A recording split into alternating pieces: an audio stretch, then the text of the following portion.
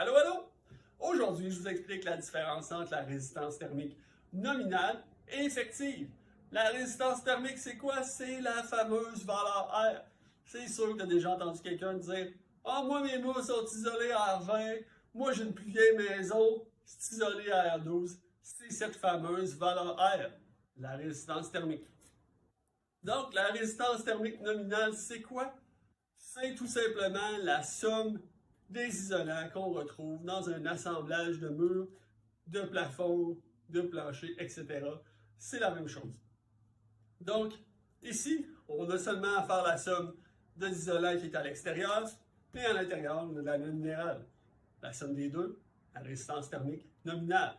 La résistance thermique effective, elle, un peu plus difficile à calculer, mais beaucoup plus précis.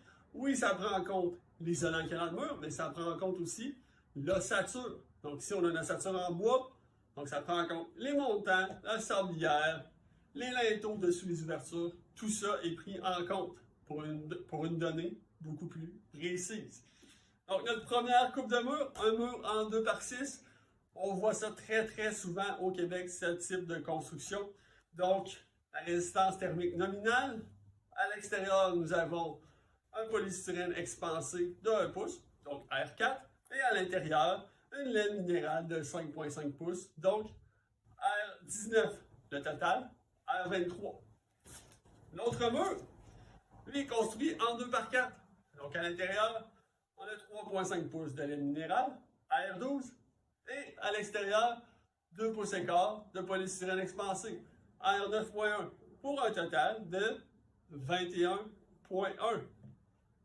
Donc un peu plus bas de ce côté-ci.